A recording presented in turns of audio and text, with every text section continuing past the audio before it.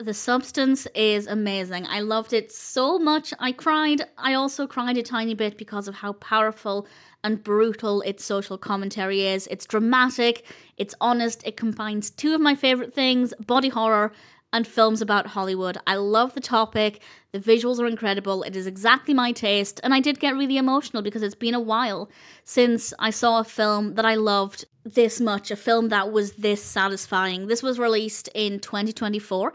It's directed by Coralie Fargeat. I apologise if I've mispronounced that. And we have a cast including Demi Moore, Margaret Qualley, Dennis Quaid, and various others. And the narrative is so fabulous. Demi Moore plays an actress called Elisabeth Sparkle, and her career is fading as she's getting older. But she learns about a black market drug called the substance, and she takes this.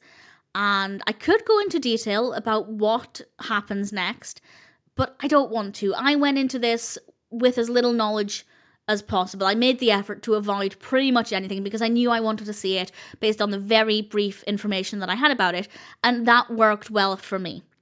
But what I will say is that it's very creative. It is surreal in some parts and very realistic in others. It is a brilliant story, and we have some really great performances, very well written characters. All of the performances were so brilliant, so engaging. Demi Moore gave an incredible performance, particularly. I mean, throughout the entire film, the performances were brilliant, but Demi Moore's performance immediately after she takes the substance was honestly really emotional. And painful to watch for all of the right reasons because of how effective and how powerful it was. And everything after that was just bizarre, unpredictable, but believable within the context of the film. This is also a sci-fi. It's a body horror, but it's also a sci-fi. And honestly, while for the most part I don't think things would play out like this, I think it's getting a little bit close to the truth. And I don't want to say any more than that. I don't want to spoil anything, but it's honestly quite terrifying. Visually, it is amazing. This is what I love the most from horrors. We have a lot of bright lights that make us feel simultaneously safe and unnerved. We have brilliant camera work, really creative editing with a really brilliant use of sound, and obviously, it is a body horror, which means we have some really delightfully disgusting moments. There are a couple of moments that were too much for me. Specifically, the eyes. I cannot do anything with eyes. And also, the needles in the veins, in the wrist. I can't. No, I can't. Very phobic. Couldn't do that. Had to look away. Had that been more frequent in the film, it actually would have been really difficult for me to sit through. But it was so infrequent that I only had to look away occasionally. If you are very squeamish, maybe don't watch the film, or at least proceed with caution, because there are some really gruesome, delightful moments. But depending on what you're particularly scared of, there are things such as needles that we see occasionally, and I did have to look away. But for the most part, it was just absolutely gorgeous, and I lapped up all of it. And my favourite moment, not necessarily my favourite moment in the whole film, but visually my favourite moment, is what happens when she first takes the drug, the first time we see this happening. I won't say exactly what happens, but the poster for this, the marketing, does focus on her back, on Elisabeth Sparkle's back. So I'll just say what happens there. I absolutely loved it. It was one of the most gorgeous things that I have ever seen. It's so creepy, and I loved it so, so much. The whole thing was just so beautifully executed.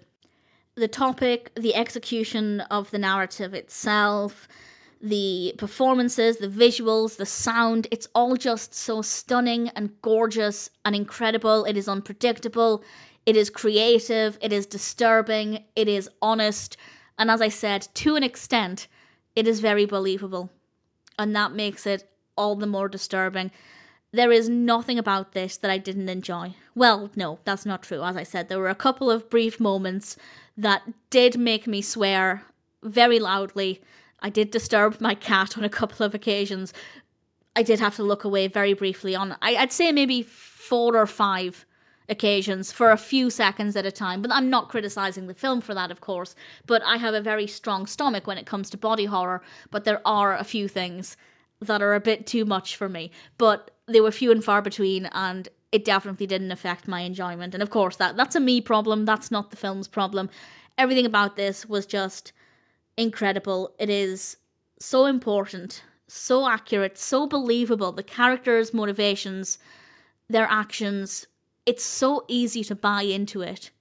And that makes some of the, I guess, more unrealistic parts of the narrative feel a bit more believable because you're already invested. Certainly, I was already invested in the characters. I was believing their actions. So I was already on this journey with them and just kind of willing to accept everything that was happening. And that makes it all the more disturbing. It's fabulous. It is one of the best films I've seen this year. And I'm recording this on the 31st of December.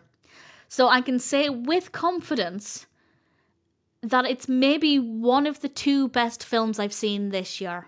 The other film is Code 3 with Rainn Wilson. Absolutely fantastic.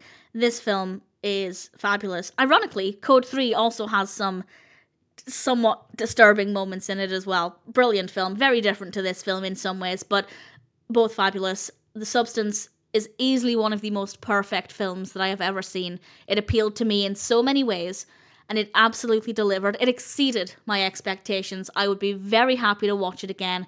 And without question, while it won't be for everybody, if it does sound like a film for you, then I'm very, very, very happy to recommend it.